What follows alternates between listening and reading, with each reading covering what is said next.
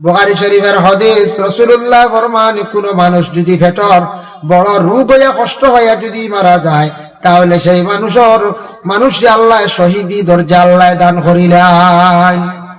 Petr রোগ হইয়া, পেটে অনেক ফানি হইয়া, পেটর লিভার ক্যান্সার হইয়া বা আলসার হইয়া সিএনসার হইয়া মানুষ মরে না নিলা, ইলা যদি কষ্ট হইয়া কোনো পেটর রোগে মানুষ মারা যায়, তাহলে শহীদি দরজা।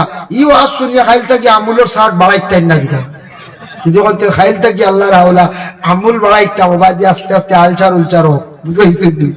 ইয়া আল্লাহ, বলে খাইলে আর বলে বাড়াইলে হইতো না। যদি জুত করি আমুলের 4-3 মাস রেগুলার জুত করে খাই, হাসাও খাম শেষ হয়ে যাবে, লিভার শেষ, বুঝাইছেন?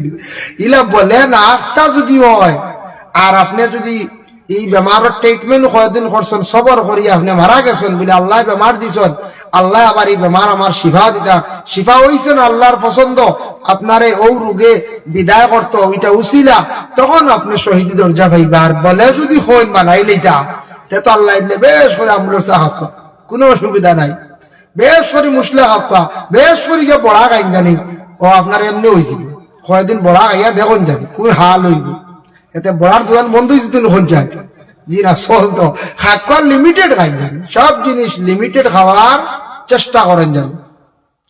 আমি জীবনে ফায়দা পাইছি, আপনার সামনে আমি আবার আপনার সামনে সেই নসিহতটা করি। আর বাবা বলেন নসিহতটা কি? বলে খালি জিরা যেটা, এটার ব্যাপারে আমি প্রায় জায়গাতে অনেক মানুষের হইয়া দেই, আমরা অবহেলা করি খাই না। বিভিন্ন ধরনের গ্যাসের খালি ক্যাপসুল বাবা খাইয়া, আপনার কয়েকদিন দাম করি খাইয়া দেখো গ্যাসের ক্যাপসুল তেমন আর খাওয়া লাগতো না। গ্যাস্ট্রিকের ক্যাপসুল আছে না নি, ডিএসআর সে বিভিন্ন ধরনের পাওয়ার, এখানে পেন্টিন এল তাকি লইয়াইতা ওলা পাওয়ার এলএসআর, ওটা খাইয়ার আমরা খালি আরাম লাগি না। বেশি মারাত্মক গ্যাস বাড়ি গেলে খাইতা কিছু 4-5টা খাইতা, খাইয়া দম লইতা, রেগুলার করতা না। খেয়ে হইলে আসন 30 দিন বুঝিন, 30 দিন 30টা এসি লোক খাওয়া লাগে, বুঝি ইগুয়ার ফার্মেন্ট হয়ে গেছে, বুঝবাইছেন? ইলা খাই না জানি না ক্ষতি করবো, আপনার স্টমাকের মধ্যে প্রবলেম আইব, লিভার একবারে দুর্বল হয়ে যাব, রেগুলার খাই না জানি। খালি জিরা কিতাবের মধ্যে আছে হাব্বাতুস সাউদা ও শিফাউম মিন কুল্লি দাইন। হাব্বাতুস সাউদা মানে খালি জিরার কথা কোয়া হইছে বাবা। এই খালি জিরাটা সকাল বেলা যদি আপনি খাই, নিয়ত করিয়া যদি খান, আল্লাহ আমার বেমার খানতে আপনি শিফা দেও। হাব্বাতুস সাউদা ও শিফাউম মিন কুল্লি দাইন ইল্লা সাম, মউত ব্যতীত সব বেমার আল্লাহ শিফা দিলায়।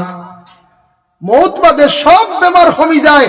খালি জিরা খাপ্পা, পেটর রোগ, বিভিন্ন আপনার আরো যত সমস্যা আছে, যে বেমার হইছে ওটা নিয়ত করে খাইয়া যায় রেগুলার। খালি জিরা সকালে খাই জানি, খালি পেট বাজার তাকিয়া নিয়ে এখন দইন জানি, কোনো বেশি আবর্জনা ময়লা থাকে, দইয়া শুকাইয়া গুড়া বানাইয়া খাইলে পালা জলদি, আর নাইলে আস্তা 3 আঙ্গুলে যা উঠিব ও খাইলেন জানি।